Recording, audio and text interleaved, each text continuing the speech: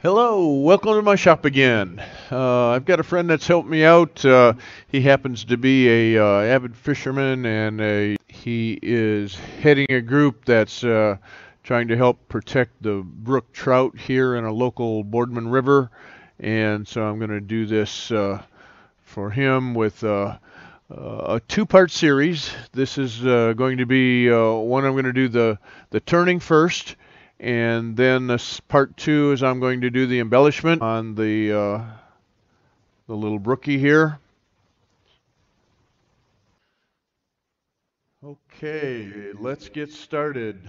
I've got a pretty good sized piece of wood here. Got this set up between centers now on my balance point so that I can get the speed of the lathe up. I'm going to go into the side grain of the tree. So I'm going to go have my bevel support across the surface so that even when I'm cutting just the four corners, that I'm going to have bevel support.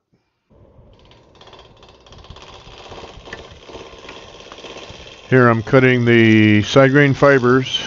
Going into the side of the tree is always easier than the end of the tree.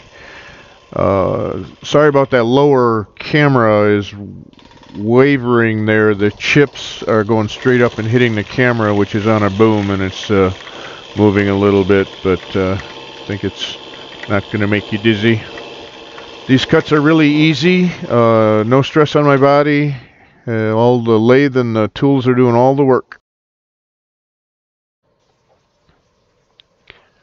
Okay, we got her round now. Let's evaluate and see where we want to move it since we're between centers. Okay, now here is a view of the top of my bowl vessel, and I've put a line on there right where the pith is, the center of the pith. And if you can see, if I sight down to the other side there, the drive center is not quite in the middle. I have to move it over just a little bit, about a quarter of an inch over, because I want the pith to be dead center in the middle of my bowl, and that'll make the annual rings radiate down in a balanced fashion, and it'll get down into the bottom of my bowl nice and balanced if I start with the bowl dead on the center line. Okay, so I'm going to move that over just a little bit.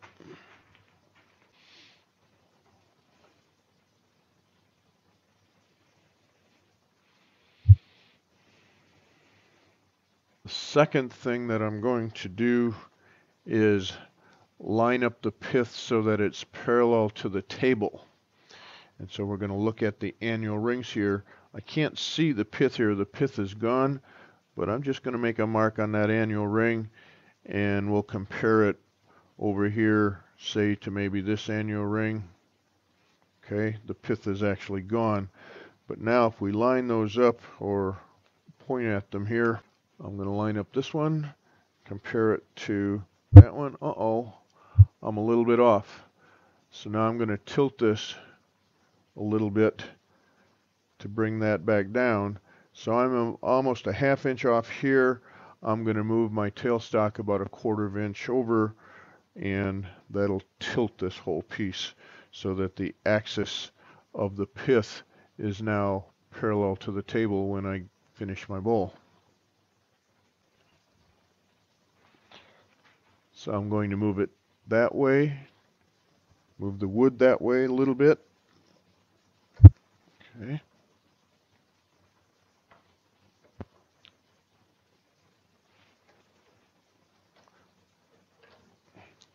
Okay, I'll retest it. I prepared for the glue block.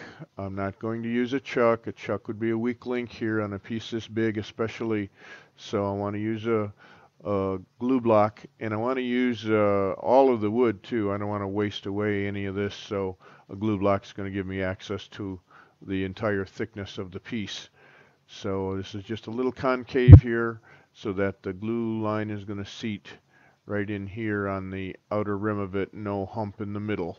And we'll just take a chisel and knock this little nub off. We'll and we'll put the glue block on. All right, I'm ready to put my glue on the bowl blank and accelerator on my glue block. Okay. For this, we must use the thick consistency of glue, not the thin or medium won't work. It's got to be the thick or gap-filling glue.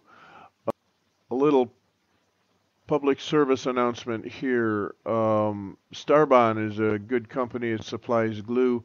If you're involved with a turning club, we buy this in case quantities and get a discount from Starbond for the club and then resell it back to our members. So it's not only a great glue, we can get a good deal on it.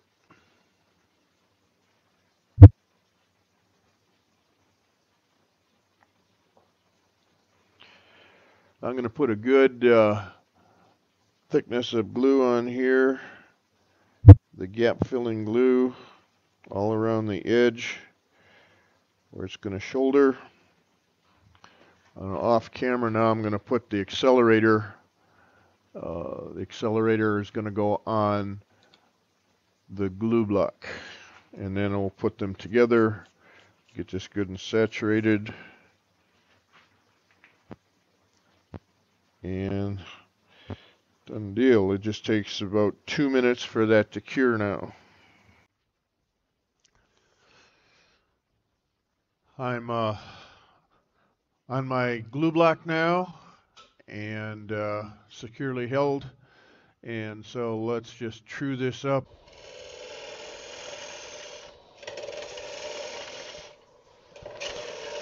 We're going into the side grain again. Taking steps here. It's just an easy way to hog off a whole bunch of wood in a hurry and get that area where the bark was, and then clean up the top, get the waste wood out down to the middle. Okay, now I'm going to shape this outside. I've lost a little bit of footage here where I did the inside of the bowl and did the finishing, so we'll just see this kind of roughed out, and then we'll move on. Nice little shoulder there where I'm going to do my carving.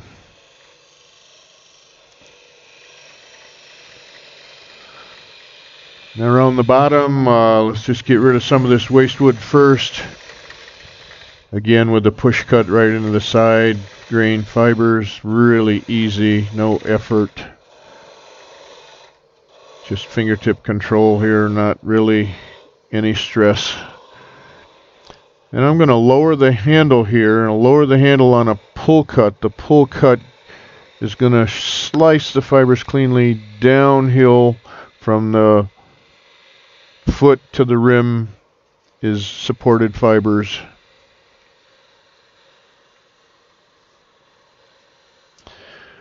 Okay, on the last cut, before I shear scrape and clean this up with a shear scrape cut, the handle's really low now, and I slowed the pace down. Speed of the lathe is going fast, speed of the tool across the surface going slow, slicing the fibers cleanly. Okay, I've got the turn done now. We're going to do a little carving on this and show you how I do the shallow relief carving. So stay tuned for that in the next video. Please support my sponsors, Doug Thompson and Mike Hunter, good tools that I work with.